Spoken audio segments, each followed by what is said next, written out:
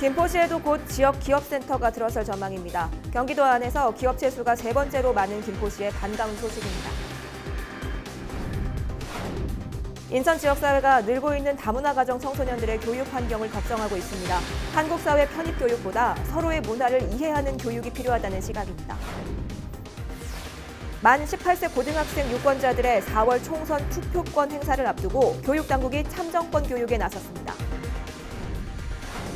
경기도 특별사법경찰단이 화재가 발생하기 쉬운 겨울철을 맞아 대형 공사장을 집중 수색합니다.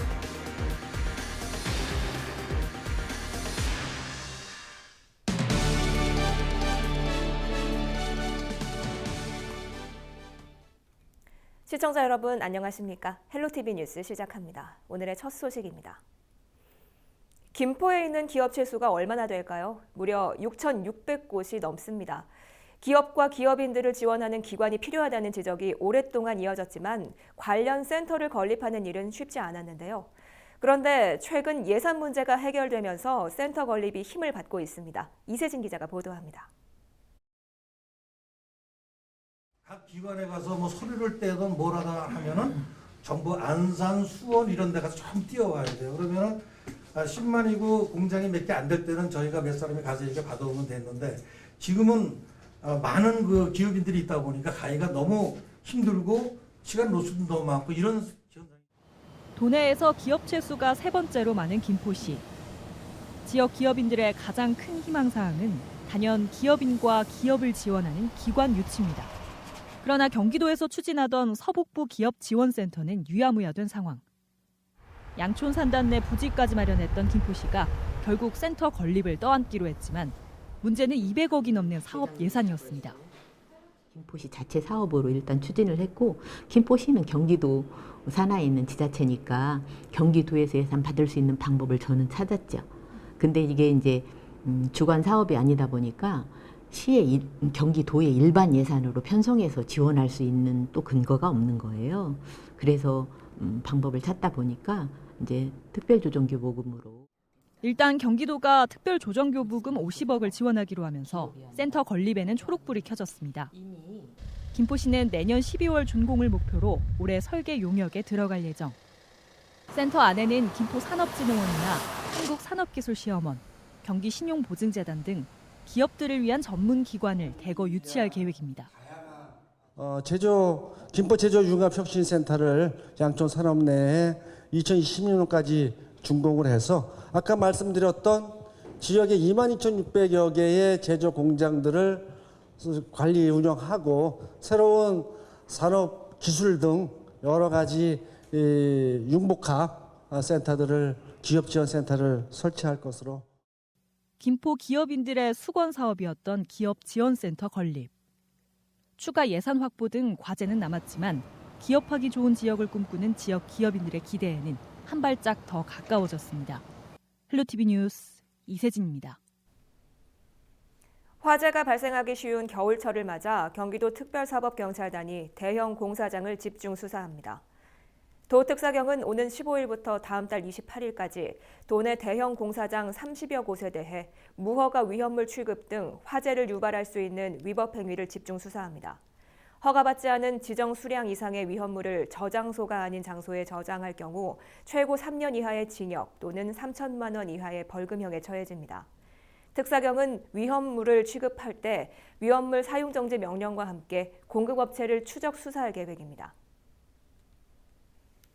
이제 만 18세 고등학생도 투표권을 가질 수 있게 됐죠. 당장 올해 치러질 4월 총선에서 투표권을 행사하게 됐는데요.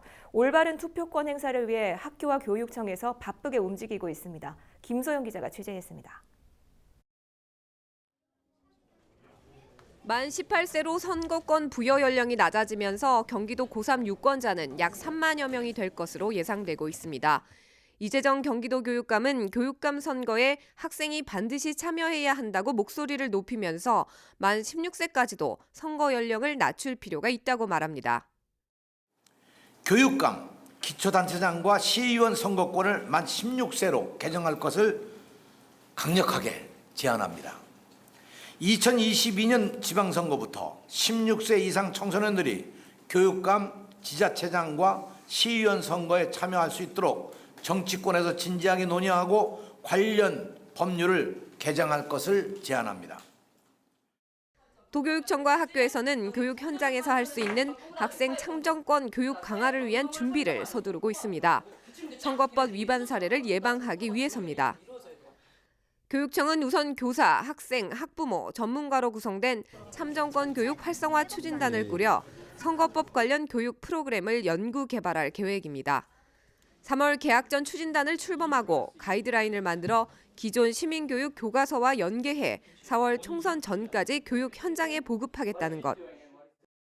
경기도교육청은 청소년이 건강한 민주시민으로 성장할 수 있도록 청소년의 권리 보장을 지원하는 정책을 적극적으로 펼쳐나가도록 하겠습니다. 학생들이 모르고 선거법을 위반할 수 있는 만큼 고3 유권자를 대상으로 하는 참정권 교육 강화 목소리는 앞으로도 더욱 높아질 것으로 예상됩니다. 헬로티비 뉴스 김소영입니다. 자라나는 다문화 아동과 청소년들이 한국 사회에서 이방인 취급 대신 당당한 사회 구성원의 하나로 바로 서기 위해서는 교육의 역할이 무엇보다 중요합니다. 점차 늘어가는 인천의 다문화 학생들에 대한 올바른 교육 정책을 고민하는 토론회 장이 열렸습니다. 취재기자가 현장에 다녀왔는데요. 자세한 이야기 더해봅니다. 이정아 기자 스튜디오에 나와 있습니다. 네, 이번 토론회 어떤 자리였나요?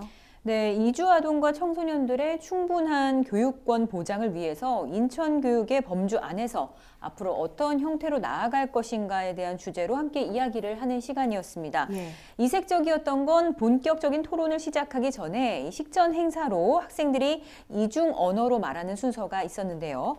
그 한국어와 러시아어 그리고 중국어까지 다양한 언어를 들어볼 수 있었습니다. 특히 다문화 가정의 한 학생이 한국을 사랑하는 마음을 표현하기도 했고요. 뒤이어 무대에 오른 학생은 자신의 장래 희망을 그 한국어와 중국어로 동시에 발표를 하면서 객석의 환호를 받기도 했습니다. 다문화 교육의 기본이라 할 수 있는 외국어 교육의 중요성을 짐작할 수 있었는데요. 이번 다문화 토론회는 늘어만 가는 다문화 가정의 학생들을 어떻게 우리 한국 사회에서 그리고 교실 안에서 잘 적응해서 살아가게 할 것인가 이런 취지에서 서로 의견을 나누기 위한 자리였습니다. 우리와 함께 하고 있는데요. 그러면서도 여전히 많은 과제들이 있는 것 같습니다. 이제는 그냥 막연한 우리가 열심히 하겠다 이거 가지고는 안 될 것 같아요. 좀 더 구체적이고 디테일한 부분에 대해서 개개인에 대한 어떤 그 관리 또 수준 이런 것들을 높일 수 있는 그런 방향이 좀 필요하다. 네, 도교육감은 문화 정체성을 찾아가는 과정이 중요하다고 강조를 했습니다. 다문화 교육의 첫걸음인 언어의 벽을 과연 어떻게 우리가 넘어갈 것이냐. 우리가 외국에 처음 나갔을 때도 그 언어의 장벽에 막히는 것처럼 다문화 가정의 학생들이 우리나라에 적응을 해서 이제 살아갈 때도 마찬가지로 비슷한 환경에 놓일 것이다 이런 이야기를 하면서 그 비슷한 시행착오를 거칠 것이기 때문에 다문화 가정이 우리 사회에서 함께 살아가기 위해서는 이런 언어적 교육이 먼저 첫걸음이 돼야 한다 이런 얘기들을 했습니다. 그리고 또 이번 토론회를 통해서는 좀 더 구체적인 지원 계획과 앞으로의 교육에 대한 제안을 할 수 있는 시간이었습니다. 네, 그렇군요. 이런 자리가 마련된 것을 보면 우리 인천에도 다문화 가정 그리고 다문화 학생들이 적지 않다는 걸 알 수 있는데요. 네. 우리 지역의 다문화 학생들이 얼마나 많은가요? 네, 준비된 자료를 좀 보겠습니다. 화면의 그래프를 보시면요. 인천의 다문화 학생 수는 지난 2012년 2,400여 명에서 5년 만에 6,000명을 넘었습니다. 네. 이는 경기도와 서울에 이어서 전국에서 세 번째로 많은 숫자입니다. 네, 우리 지역의 다문화 학생의 수가 상당히 많은 편이네요. 그렇다면 이미 교육 현장에서 이루어지고 있는 다문화 교육이 있을 텐데 네. 만족할 만한 수준입니까? 네, 아쉽게도 좀 그렇진 않았습니다. 이 부분에 대해서는 교육 현장에서 다문화와 관련된 행사들을 좀 많이 이끌어본 현재 교사의 발표가 또 있었는데요. 예. 아쉽게도 아직 한국 사회의 상호 문화 교육, 그러니까 다문화 교육은 미흡한 실정이라고 밝혔습니다. 학교의 현실을 보면요, 매년 학생 수는 줄고 있어요. 예. 근데 그에 반해서 이주민은 늘어나고 있고 다문화 가정의 학생들은 점차 더 늘어나고 있는 상황입니다. 분명 지금까지와는 또 다른 교육 방식이 필요한 시점인데요. 대부분 지금 학교에서 이루어지는 다문화 교육이라고 하면 한국어 교육, 또 한국 음식의 이해, 전통 예절 교육이나 지역 문화 탐방처럼 이렇게 모든 교육의 통로가 한국 사회로의 이제 통합, 적응에 초점이 맞춰져 있었습니다. 예. 하지만 이제는 어떤 한쪽이 일방적으로 맞추는 게 아니라 이주민을 한국 사회에 이제 편입하려는 이제 사회적 포용을 넘어서서 그 상호 의사소통을 통해서 그 문화 정체성을 새롭게 길러 나가는 과정이나 서로의 문화를 먼저 이해하는 과정이 필요하다는 이런 지적도 있었습니다. 심한 학교는 절반 이상이 줄어드는 학급도 늘어나고 있습니다. 이렇게 우리나라 자녀들이 점점 줄어들고 있는 상황에서 이주민 배경 가지고 있는 자녀들이 는다는 건 상당히 큰 의미가 있다라고 할 수 있거든요. 네. 고민해 볼 점이 상당히 많은 것 같은데요. 네. 어떤 점을 다문화 교육의 바람직한 방향이라고 할 수 있을까요? 네, 이주 아동과 청소년들에게 평등한 교육의 기회를 보장하기 위해서는 다음과 같은 교육 과정들이 다소 좀 필요하지 않냐 이런 이야기가 나왔는데 구체적으로 보면요.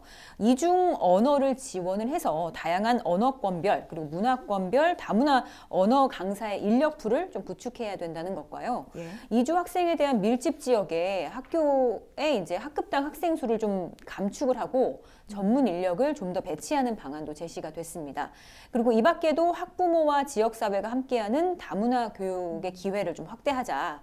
그리고 이주 청소년의 실정에 맞는 진로 교육의 필요성도 강조가 됐습니다. 다양한 이야기들이 거론이 됐는데 사실 다문화 또 이주 학생의 교육권 문제가 사실 하루아침에 변화를 할 수 있는 문제는 아닙니다. 현재 교육 현장의 상황에 맞춰서 변화를 거듭하는 시도와 노력들이 더욱 필요할 것으로 보입니다. 네, 알겠습니다. 현실에 맞는 적합한 다문화 교육의 중요성 다시 한번 되새겨보고 나아갈 방향을 고민하는 시간이 됐길 바랍니다. 지금까지 이정아 기자였습니다. 수고하셨습니다.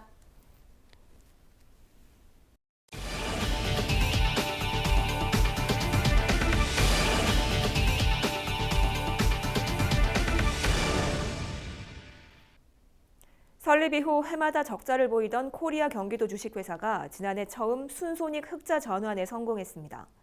경기도 주식회사는 도내 중소기업과 사회적 약자 기업을 대상으로 유통과 판로 개척 등을 돕기 위해 도와 경기 중소기업 연합회 등이 지난 2016년 공동 출자에 설립했습니다. 도 주식회사가 발표한 지난해 잠정 매출액은 약 100억 원으로 설립 이래 최고 매출 실적입니다. 9일 밤 11시 12분쯤 송도 국제도시 컨벤시아교 아래 도로에서 공항 리무진 버스와 승용차가 충돌했습니다. 이 사고로 승용 차량 운전자가 숨지고 버스 운전사 등 2명이 부상을 입고 인근 병원으로 이송됐는데요. 승용 차량이 사거리에서 좌회전을 하던 중 직진하던 공항 리무진 버스와 충돌한 것으로 알려졌습니다. 경찰은 목격자 진술과 CCTV 등을 토대로 정확한 사고 경위를 조사하고 있습니다. 부천시가 상동 일대 38만여 제곱미터 부지에 영상문화산업단지 조성을 추진하고 있는데요. 이를 위해 토지 매각안을 부천시의회에 안건으로 올렸습니다. 부천시의회는 이미 같은 내용의 안건을 지난해 한 차례 부결시킨 바가 있는데요. 이번 매각안에 대한 의회의 반응은 어떤지 박정산 의회 운영위원장과 사전 통화한 내용을 전해드립니다.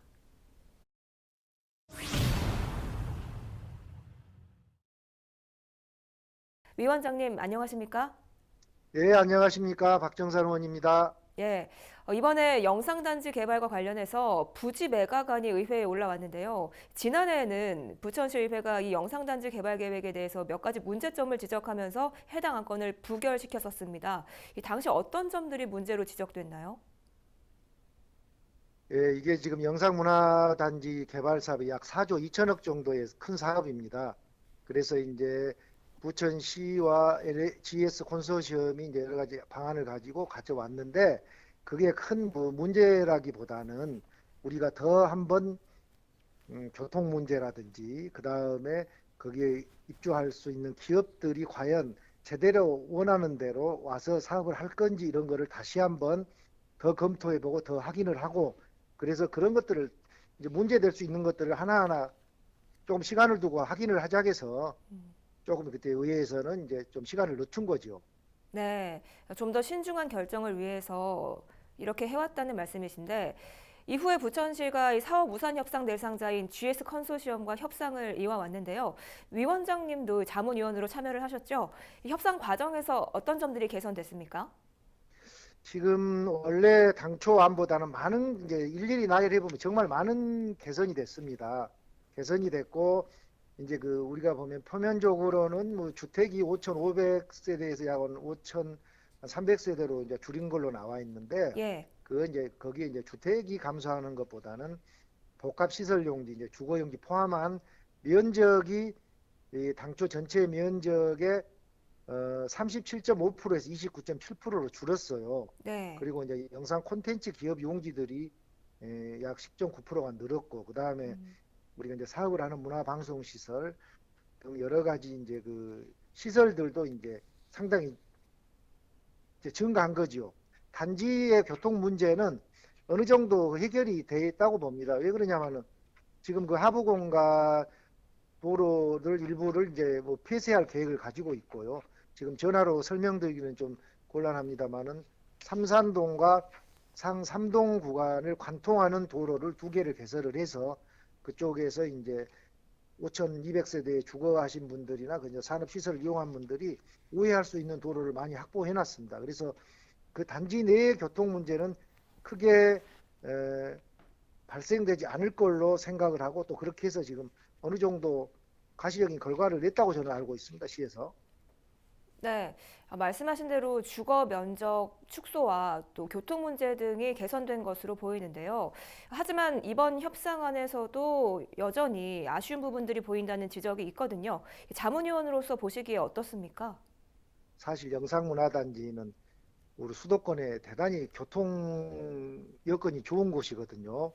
그래서 거기에 이제 걸맞는 이제 기업을 유치를 할 건데, 거기에 이제 우리 시가 약 1조 원의 부지 매각비라든지 또 이제 공공기여로 약 9천억 정도의 공공기여를 받는 거죠. 그래서 LA 이제 GS 컨소시엄이 약 5%의 마진을 보고하는 사업입니다. 그래서 이것도 처음에는 약 5.43%에서 5.0%로 이제 줄였고, 아까 말씀드린 복합시설 용지, 주거 용지 포함한 면적에서 약 30.5에서 29.7%로 줄여서 그것도 이제 산업시설로 양보를 했습니다. 그렇지만 이 주거가 너무 이제 줄으면 아까 말한 약 4조 2천억에 대한 사업에서 차질이 오니까 이 정도의 마진은 확보를 해야 기업이 사업성이 맞다라고 생각해서, 그거는 이제 자문위원들도 다들 공통적으로 생각한 이야기입니다. 그래서 네. 그렇게 이제 협의가 된 것 같고, 부천시에서는 조금 아쉬운 부분이 있습니다만은 시민들에게 지금 상삼동 그 주민들에게도 혜택이 돌아갈 수 있도록 그 외곽 순환도로도 이렇게 이제 터널화도 하고, 또 이제 그 하부 도로에 관통 도로도 내고 뭐 체육 시설도 더 이제 확보해서 도시가 완전한 이렇게 살기 좋은 도시로 이제 개발을 하려고 시가 하고 있는 거죠. 네, 일부 아쉬운 점들이 남아 있지만 이후에 주민들에게 혜택이 돌아갈 수 있도록 하겠다고 말씀해 주셨는데요. 해당 안건이 상임위원회 심의를 거쳐서 오는 20일에 본회의에서 가결 여부가 결정될 텐데요. 이번 안건을 바라보는 의회 분위기는 어떤가요? 지금 의회 분위기는 이제 대체로 만족을 하고 있는 분위기입니다. 만족을 하고 있는데 다들 경험해보지 못한 이런 사업이잖아요. 그래서 지금 이렇게 여러 가지 자료나 구도로는 우리가 이제 그걸 보고 인정을 하고 있는데, 사실 거기에 가보지 못했기 때문에 과연 이게 실현이 될 수 있을 건지란 의구심이 조금씩은 가지고 있는데, 이제 이런 부분들은 앞으로 이 사업을 추진하는 GS 컨소시엄이나 우리 시 집행부 그리고 의회에서 거기에 어긋나지 않도록 최선을 다해서 하려고 하고 있습니다. 그래서 의원들도 이 사업을 아예 백지화하지 않은 이상은 할 수 있는 이제 기본적인 이제 매각 동행을 해줘야 되기 때문에 그런 부분에 대해서는 그렇게 부정적인 생각을 하고 있지 않고 가능하면 원하는 대로 해줘야 된다는 그런 생각을 갖고 있습니다. 의회 분위기는 현재는 그 정도입니다.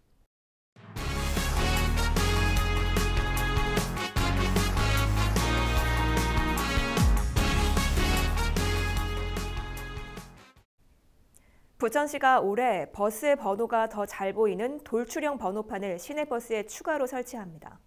부천시는 지난 2018년부터 일부 버스에 돌출형 번호판 시범 설치를 시작해 지난해까지 250여 대의 번호판을 부착했고 올해 200대에 더 설치한다는 계획입니다. 오늘 준비한 소식은 여기까지입니다. 저희는 언제나 지역 주민 여러분 곁에 있겠습니다. 좋은 주말 보내십시오. 시청해주신 여러분 고맙습니다.